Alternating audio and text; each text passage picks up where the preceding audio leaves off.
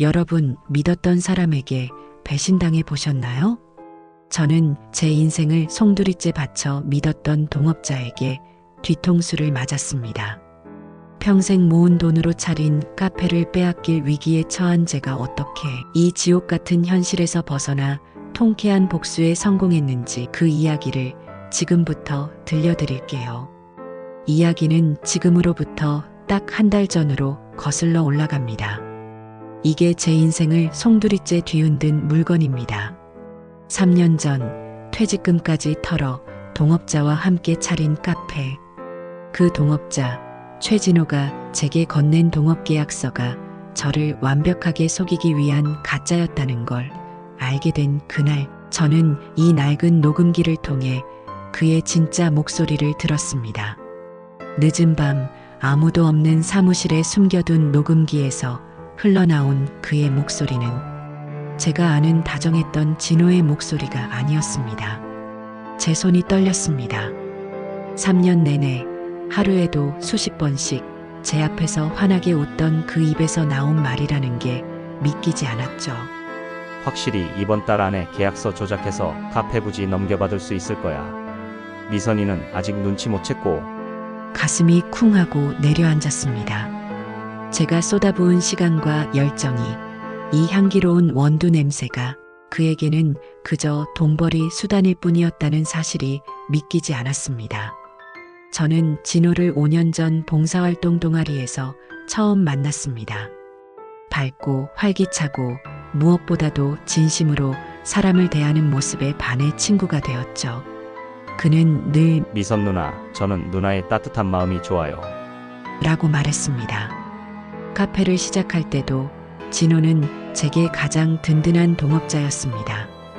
그는 재무 전문가였고 저는 바리스타로서 실력에 자신이 있었죠.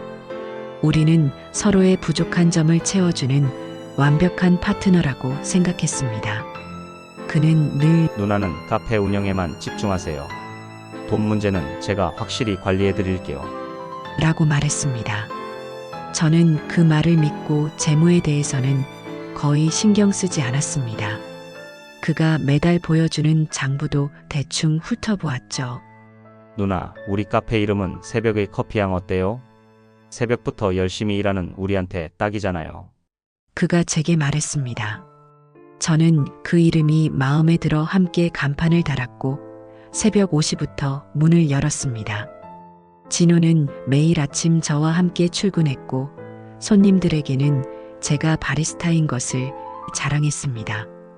이 커피는 미선 누나가 직접 볶은 원두로 내린 거예요. 정말 맛있죠? 그의 자랑에 저는 뿌듯함을 느꼈습니다. 하지만 이제 와서 보니 그 모든 것이 저를 속이기 위한 철저한 연기였던 겁니다. 그는 제 꿈을 자신의 이익을 위한 도구로 이용했던 겁니다. 확실히 부모님 사업 확장하려면 그 자리가 필요하거든. 미선이 카페 따위 없애고 주차장 만들면 월세 2배는 받을 수 있어. 그는 저를 그저 없어져야 할 장애물 취급했습니다.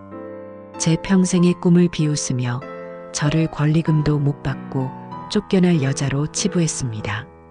녹음기 속 그의 비웃음 소리가 사무실을 가득 채웠습니다. 3년 동안 쌓아온 저의 모든 것이 한순간에 무너져 내리는 기분이었습니다. 제가 바보였어요. 서류 같은 건 꼼꼼히 안 보고 그냥 믿어버린 제가. 하지만 여러분, 저는 여기서 무너지지 않았습니다. 이 녹음기를 통해 배신을 알게 된 순간 저에게는 2가지 선택지가 남았습니다. 이 모든 것을 포기하고 쫓겨나거나 아니면 이 증거를 가지고 싸워서 제 삶을 지켜내거나. 저는 후자를 택하기로 결심했습니다. 제 평생의 전부인 이 카페를 제 손으로 지켜내기 위해서라도요. 그날 밤 저는 피가 거꾸로 솟는다는 게 어떤 기분인지 알게 됐습니다. 그 순간부터 저의 복수는 이미 시작된 것이나 다름없었습니다. 에스프레소 머신의 낡은 모터 소리가 웅웅거릴 때마다 저는 하루가 시작된다는 느낌을 받습니다. 12년 된 중고 기계지만 저에게는 제 분신과도 같은 존재죠. 하지만 그날 밤 진호의 목소리를 들은 후부터는 이 웅웅거리는 소리가 마치 제 가슴을 짓누르는 불안감처럼 느껴졌습니다. 저는 평생 모은 돈 2천만 원과 퇴직금까지 털어 이 카페를 열었습니다. 진호는 동업자로서 반반씩 부담했다고 했지만 이제 와서 보니 그 말조차 믿을 수 없게 되었습니다. 진호의 진짜 계획을 알게 된 후 모든 것이 의심스러워졌습니다. 첫 손님인 김 과장님이 오셨습니다. 제가 말하지 않아도 연하게 얼음적게 타드리는 걸 아는 단골이죠.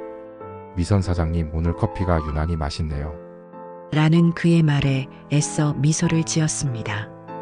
이 카페를 사랑해주는 손님들, 3년 동안 쌓아온 소중한 인연들을 생각하면 저는 이 공간을 절대 포기할 수 없었습니다. 계산대 서랍 안에는 진호와 함께 맞춘 낡은 도장 파우치가 있었습니다. 나란히 놓인 2개의 도장. 그때는 이 도장들로 좋은 일만 할 줄 알았는데 이제는 배신의 상징처럼 느껴졌습니다. 며칠 전 1층 편의점을 운영하던 김 씨 부부가 문을 닫았습니다. 그분들은 늘 다정한 얼굴로 저희 카페에 놀러 오시곤 했죠. 미선 사장님, 저희가 갑자기 가게를 접게 됐어요. 건물주가 건물 전체 리모델링을 한다고 해서요. 권리금도 제대로 못 받고 나가게 생겼네요. 그분들의 얼굴에는 깊은 상실감이 드리워져 있었습니다. 저는 그때 진호의 부모님이 건물주라는 사실을 떠올리며 괜히 죄송한 마음이 들었습니다. 그리고 직감적으로 알 수 있었죠. 김 씨 부부도 저와 같은 덫에 걸렸다는 것을요. 사장님, 이번 달 월급이 조금 늦네요. 집에 보태야 해서요. 저희 카페에서 일하는 유일한 알바생 20살 수진이의 말이 제 가슴을 찔렀습니다. 수진이의 월급은 진호가 관리했습니다. 저는 그에게 수진이 월급은 확실히 챙겨줘 라고 신신당부했었죠. 하지만 이제는 수진이의 월급마저 진호가 제대로 지급했는지 의심스러워졌습니다. 저는 몰래 진호의 컴퓨터를 뒤졌고 충격적인 사실을 알게 됐습니다. 수진이에게 줬다는 월급 명세서가 모두 가짜였던 겁니다. 그는 월급을 주지 않고 제게는 줬다고 속였습니다. 부가세 신고 기한이 다음 주입니다.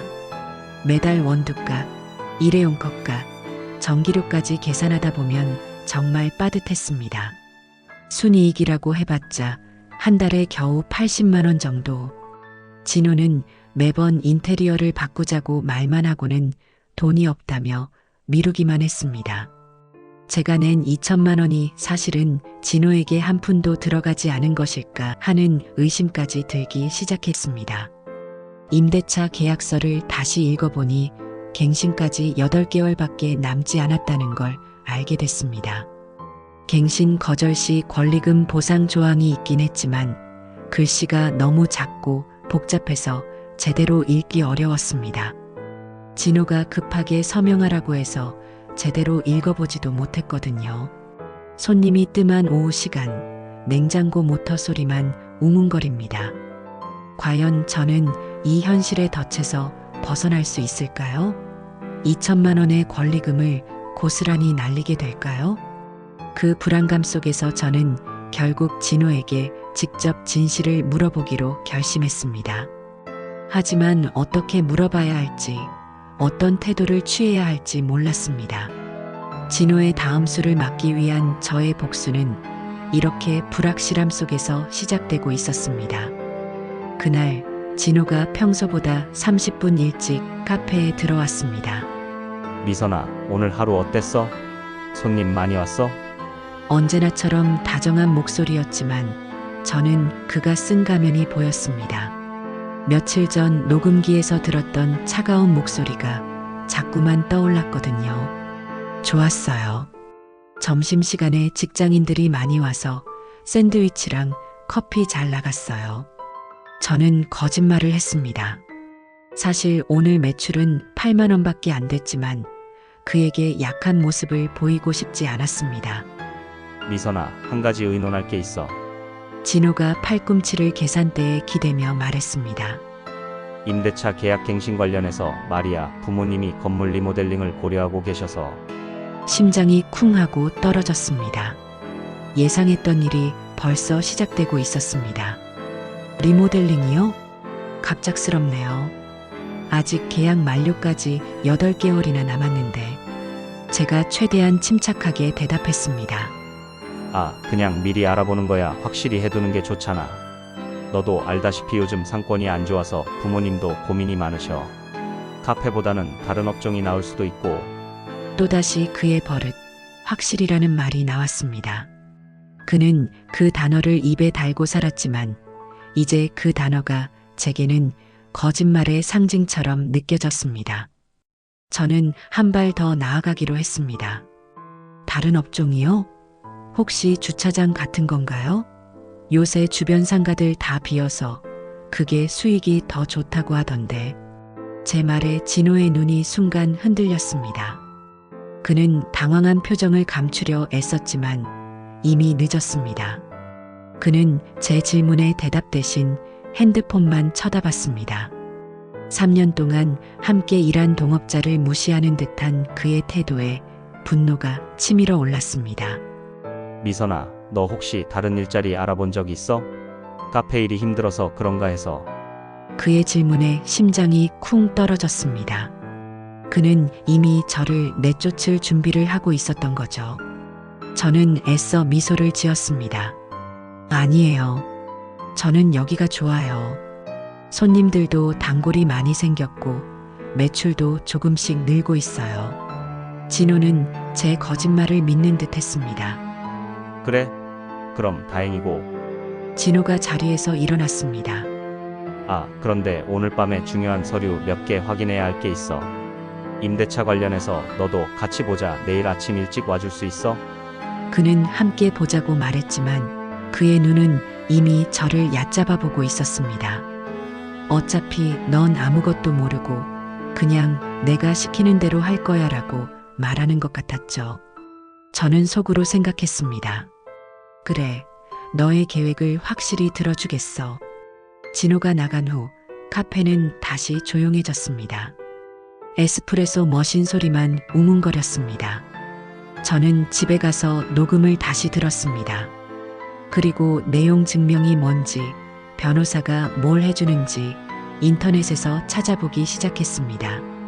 진호의 다음 수를 막기 위한 저의 복수는 이렇게 불확실함 속에서 시작되고 있었습니다. 그는 알지 못했습니다. 저의 이 비참함과 분노가 얼마나 큰 불꽃이 되어 타오를지를. 다음 날 아침 저는 진호보다 일찍 카페에 도착했습니다. 하지만 이미 그는 와서 노트북을 켜놓고 작업 중이었습니다. 모니터 불빛이 그의 얼굴을 파랗게 비추고 있었습니다.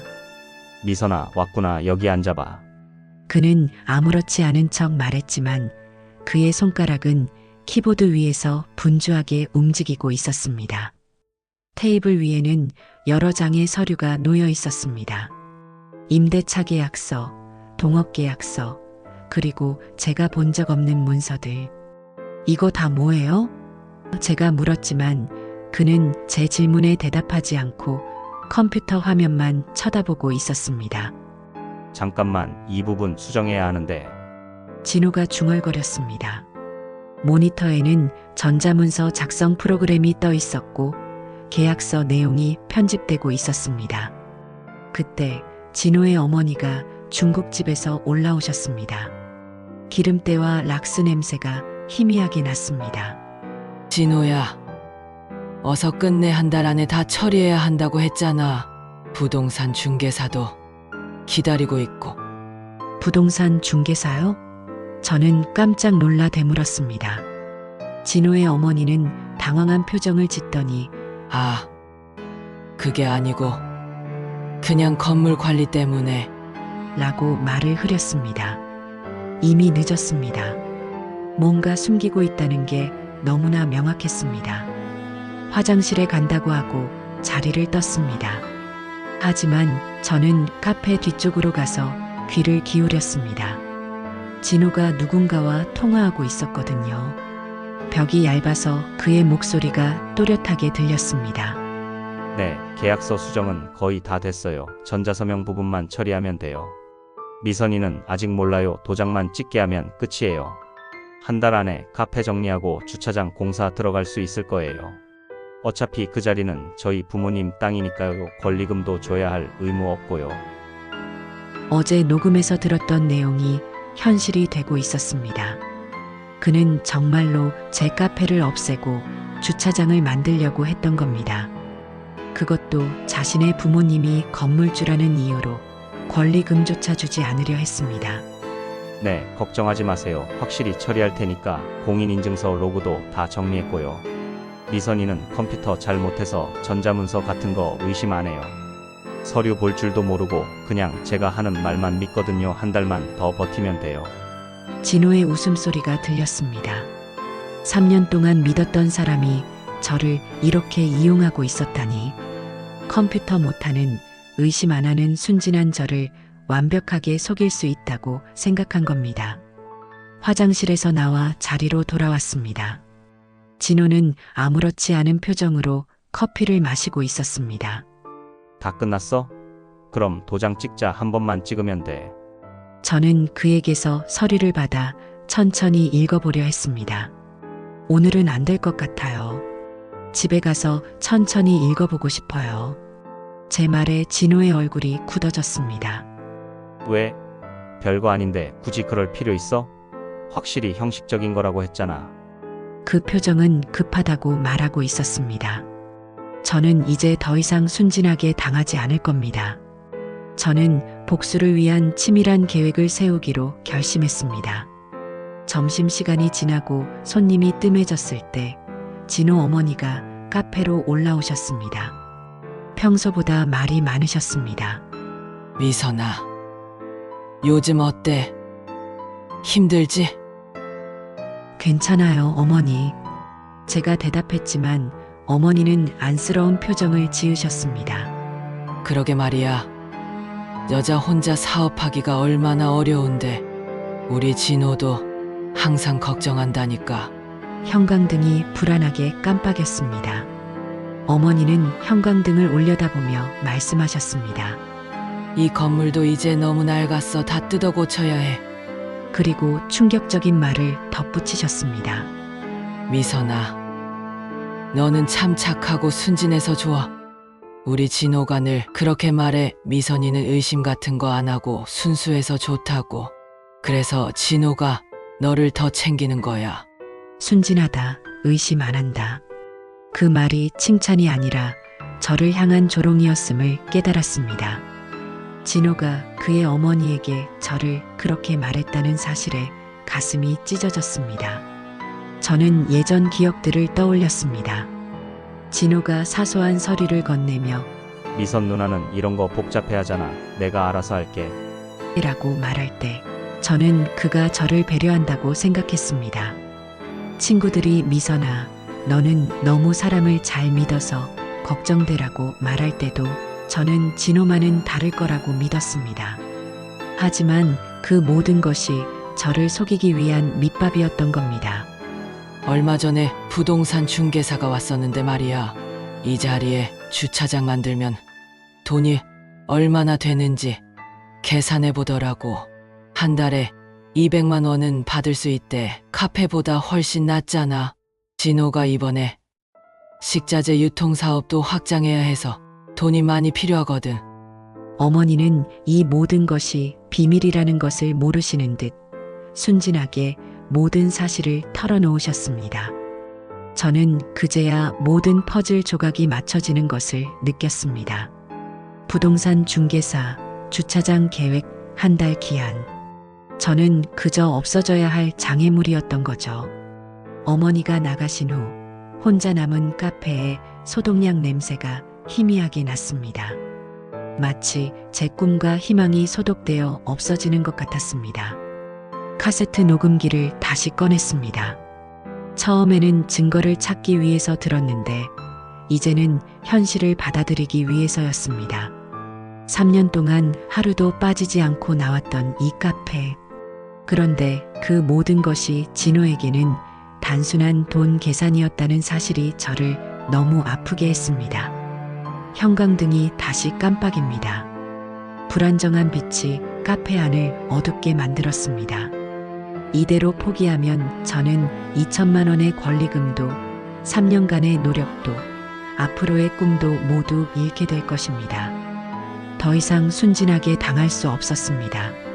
저는 복수를 결심했습니다. 저를 순진하다고 비웃었던 진호에게 제가 얼마나 무서운 사람인지 보여주기로 마음먹었습니다.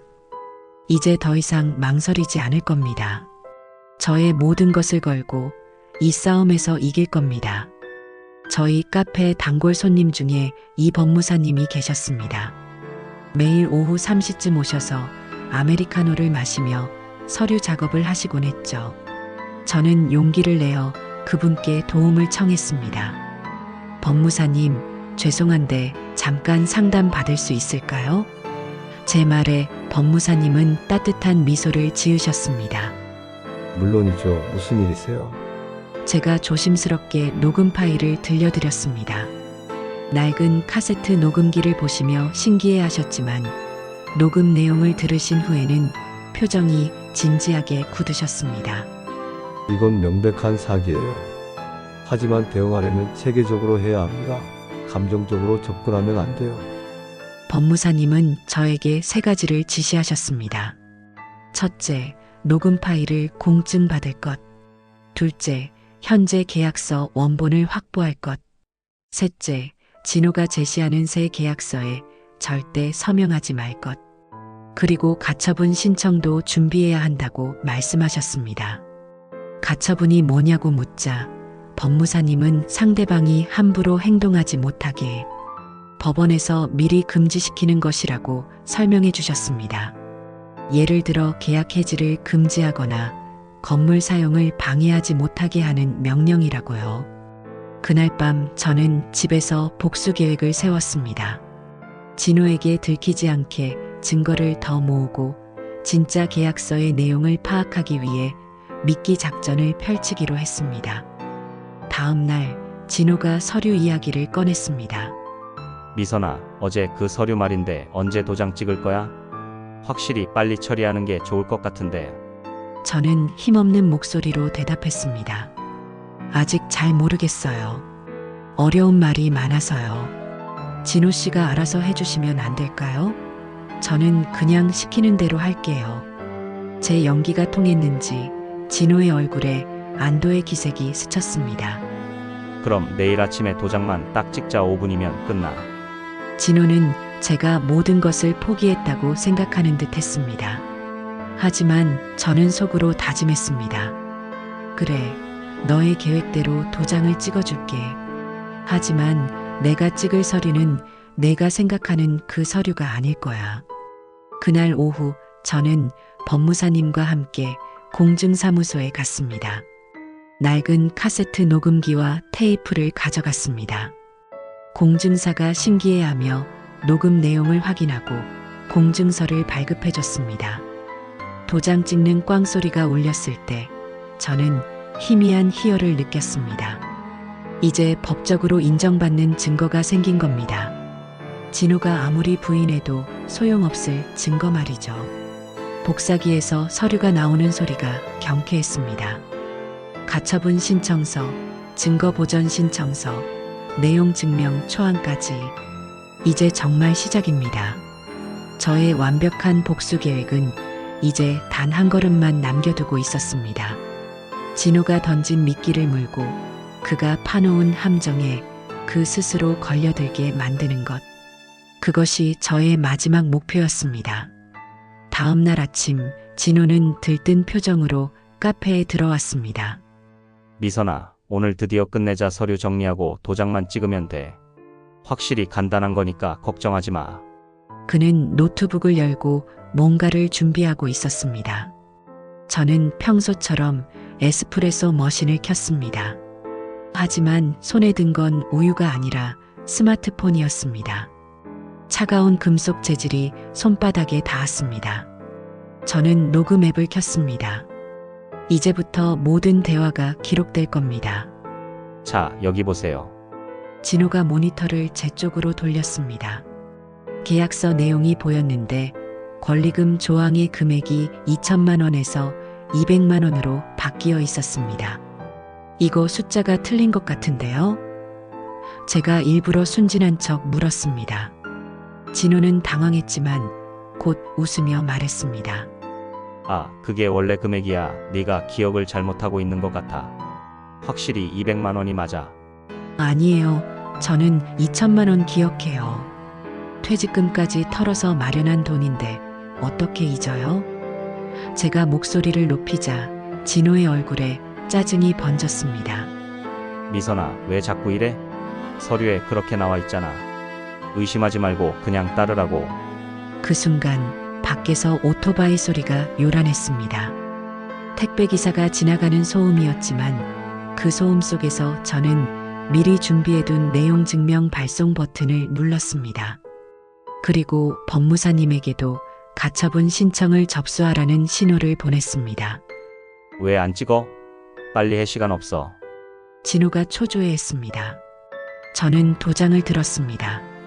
하지만 제가 찍은 건 서류가 아니었습니다. 빈 종이에 도장을 찍었거든요. 동시에 스마트폰 녹음을 멈췄습니다. 뭐 하는 거야? 진호가 당황했습니다. 제가 스마트폰을 들어보였습니다. 방금 대화 다 녹음됐어요. 권리금 2천만 원을 200만 원으로 바꾼 것도 주차장 만든다는 것도 다 기록됐어요. 확실히요. 진호의 얼굴이 새하얘졌습니다. 너 뭘 한 거야? 제가 차분하게 대답했습니다. 내용 증명도 벌써 발송했어요. 가처분 신청도 접수됐을 거예요. 이제 법원에서 만나요. 그 순간 진호의 모든 가면이 무너져 내렸습니다. 그는 더 이상 저의 동업자가 아닌 그저 비겁한 배신자에 불과했습니다.